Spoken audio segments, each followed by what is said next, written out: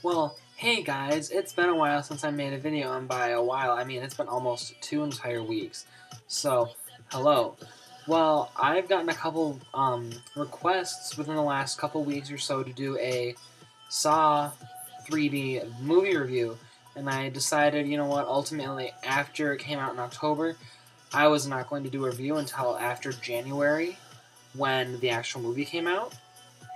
And then I was going to get it, and I was going to watch the unrated version, watch a bunch of director's cuts and such, and I was going to get like a more thorough review going for you. But I've got enough requests to make one where I think I'm just going to do one right now. So that's what this is. Welcome to my Saw 3D movie review. It's a couple months late, but you know what? Here it is. Okay.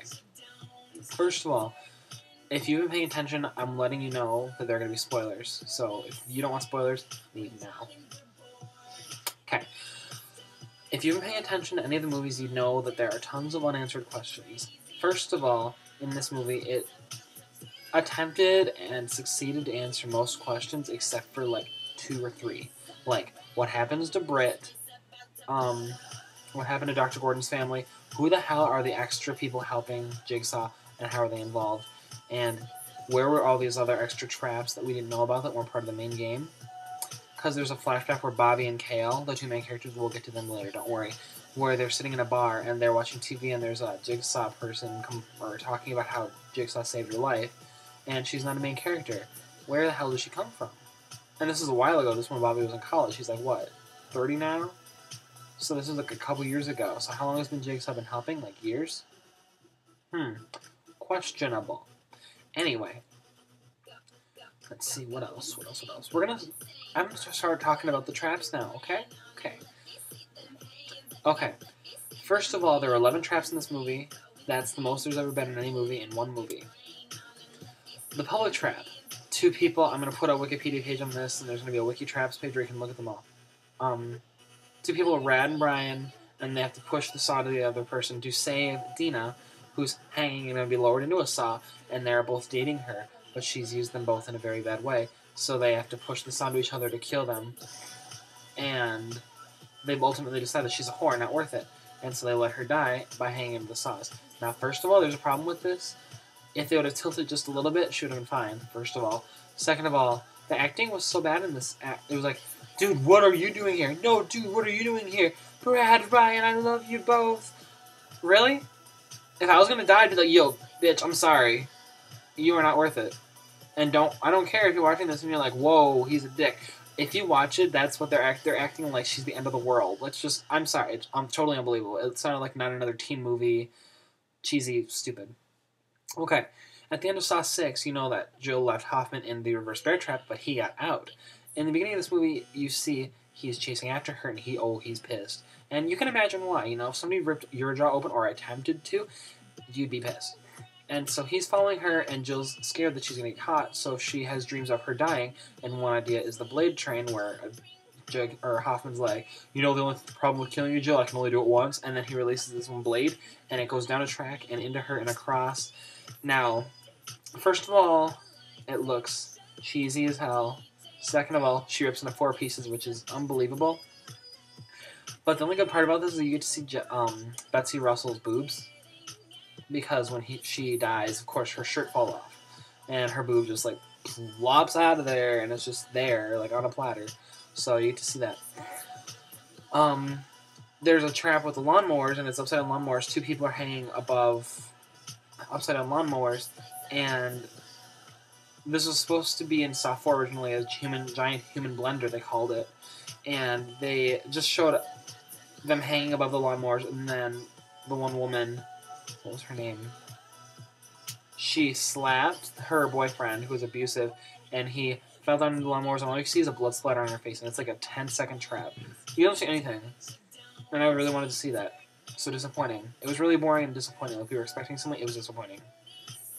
The horsepower trap with the cars may actually have been the coolest trap in the entire series. You've got Evan, who's in the car, and his back is glued to the seat, and he has to reach through, like rip his back, and pull a lever to stop everything. If he doesn't in 30 seconds, there's a woman underneath the car that will drop on her and speed off. The chain on the back of the car is attached to this one guy's jaw and arms, and the car will speed off, rip his jaw and arms off, and then on the garage door in front of him, the car will slam into him. So if he doesn't do his thing, him and 3 of his friends will die. And he doesn't make it, and everybody dies, and it's gory as hell. It's so cool, though. Like, it's just like, chain reaction, dude. Really? It was really cool. Okay. Now we learn about Bobby Dagen. Bobby Dagen is a celebrity. He has written a book. He has a beautiful wife, hot wife, 2 gorgeous friends, a publicist and a lawyer. I think she's a lawyer. And then his best college friend named Kale. Kale, Suzanne, Nina, Joyce is his wife, and Bobby Dagen. Those 5 right there. However, Bobby Dagen is famous because he survived a jigsaw trap. Ready for the twist, though? He lies about it. He has never been in a jigsaw trap before. He's written a book, and he's telling everybody that he was in one. He's helping ex-survivors like Simone, Malik, Brad, and Ryan from the first trap in this movie. Addie from the noose trap from Saw VI. Remember her, the old bitch that she was like, oh my god, diabetes! Her. And then others. He's helping out other people. But they don't know that he's lying about it. Simone's kind of badass in the scene, though. She's like, yo, bitch, this is fake. And she's my black girl, so I love her. I'm missing something. There's something else I'm missing. And so, yeah, he's tested because Jigsaw's like, dude, you can't be getting famous off of something you didn't do, so I'm going to put you in a trap. And he has to go through these different trials. One is he's in a trap. He's in a cage, and he has to release himself from the cage, but the cage is above spikes, so he has to, like, find a way. He just swings out of it. It's simple. No big deal. The second trap, Nina, his publicist, she always was talking, getting things done without using her words, so all she had to do was be quiet because there's a fishing hook stuck in her stomach with a key on it, and he had to rip the key out of her to save her, but she couldn't scream. A fishing hook is going backwards out of you, you're gonna scream, okay? It's just inevitable. It's gonna happen. So she died, and again, that was like the hardest thing to watch because like you want to scream for her, but you can't. It's just it's disgusting. Suzanne's circle thing. She was see no evil. I don't remember what the symbolism with this one was. I thought it was kind of stupid, but essentially these 3 rusty pipes, 2 in the eyes, 1 in the mouth, impaled her like, and her eyes got out, and Bobby had to save her, but he wasn't strong enough to. I didn't like this trap. It was gross and it was just stupid. I have to run. I'm running out of time, so I gotta get going. Kale, his best friend. This was the See No Evil. He's the one that told Bobby to do this whole scheme in the first place, so he saw no evil because he's the one that endorsed it, and he didn't see anything wrong with it. So I saw the symbolism there. Symbolism, not symbolism. But it was just stupid. Like, he can't see, and he has to crawl across a room that he can't see. It was stupid. The graphics in this trap looked very stupid, and he just hung. It wasn't a very interesting death. It was just like I gotta get through this trap, no big deal.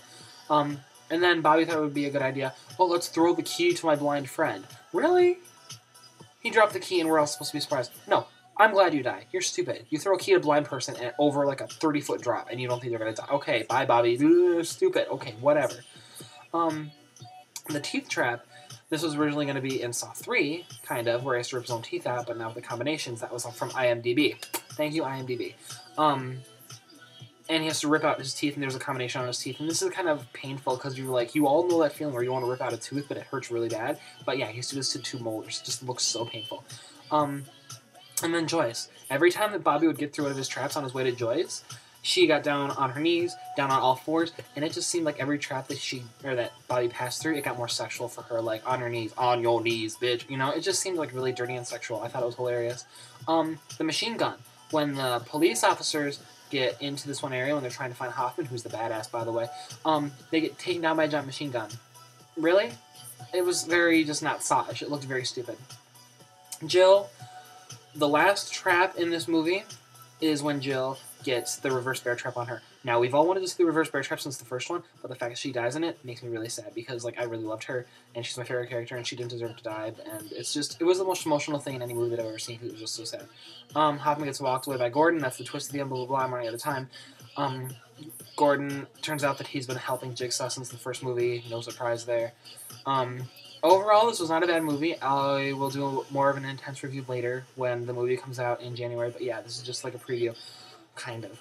But overall, it was not bad. 6 was better. 7 probably comes in like 3rd or 4th place of my favorite movies in this series. It had a $20 million budget, but it didn't seem like it. They could have afforded better acting, and the blood was pink. Honestly, it was not worth the 3D. There was barely any Tobin Bell, so it was not like very Saw-ish. And overall grading on a scale of 1 to 10, 10 being pants off, 1 being, oh my god, this is the worst movie ever, I'd probably give it like a 6. So yeah, more in-depth review coming in January.